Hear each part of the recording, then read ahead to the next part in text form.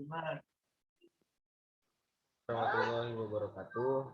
Perkenalkan, nama saya Argeskian Dipa Lindra Pariki, biasa dipanggil Arges, NPM 204010102038. Pada saat kali ini saya akan mempresentasikan mengenai tugas individu limnologi, yaitu bentuk adaptasi biota perairan air tawar.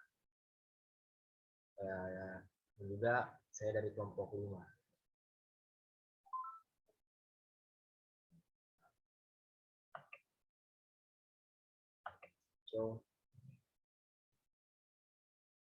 Bab 1. Pendahuluan. Sistem perairan yang menutupi 3/4 bagian dari permukaan bumi dibagi dalam menjadi 2 kategori utama, yaitu ekosistem air tawar dan juga ekosistem air laut. Dari kedua sistem perairan tersebut, air laut mempunyai bagian yang paling besar, yaitu lebih dari 97%. Sisanya adalah air tawar yang sangat penting artinya bagi manusia untuk aktivitas hidupnya. Menurut Barus di tahun 1996 dalam Yazwar. Ekosistem perairan tawar secara umum dibagi menjadi 2, yaitu perairan mengalir atau lotic water dan juga perairan mengenang, contact water. Perairan dicirikan adanya arus yang terus-menerus dengan kecepatan bervariasi, sehingga perpindahan massa air berlangsung secara terus-menerus. Contohnya antara lain adalah sungai, kali, kanal, parit, dan lain-lain.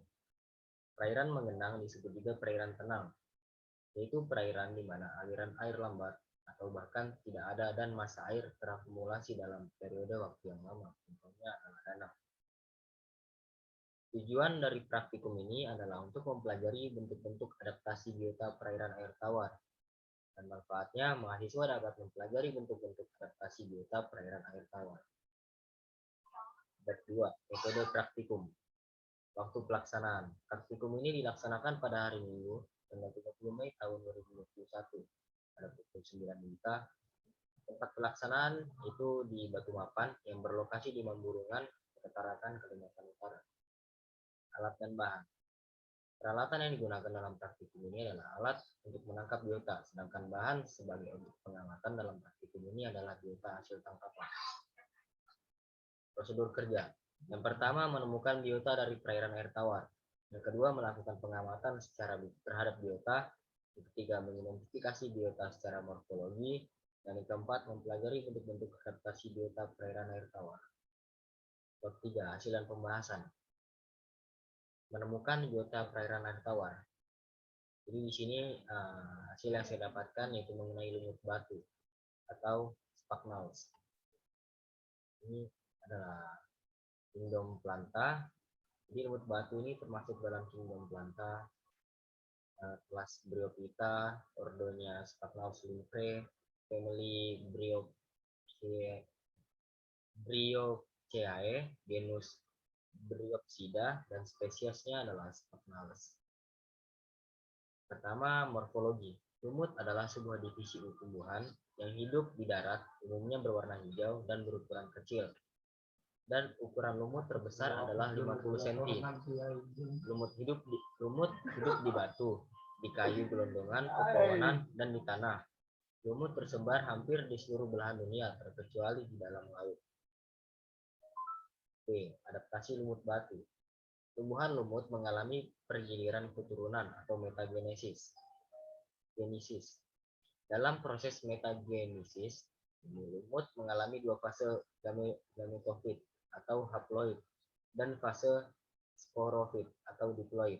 Lumut hidupnya secara berkoloni, tidak berpembuluh sebab tidak memiliki daun, batang maupun akar sejati. Habitatnya berada pada tempat yang lembab dan terlindungi dari cahaya matahari seperti dasar hutan, permukaan batang pohon, tembok, dan juga sumur. Ada juga yang berhabitat di tempat basah dan sanggup hidup di air seperti sphagnum.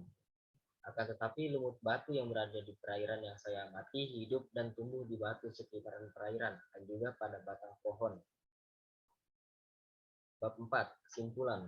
Kesimpulan pada praktikum ini saya menemukan bahwa tumbuhan lumut batu yang hidup di sekitaran perairan yang lembab seperti pada batu dan juga pada batang pohon di sekitar perairan Saran, dalam menulis laporan ini masih terdapat banyak kekurangan. Diharapkan agar penulisan laporan berikutnya dapat diperbaiki dan juga kritik dan saran yang membangun dapat juga memotivasi saya sebagai penulis untuk menjadi lebih baik ke depannya.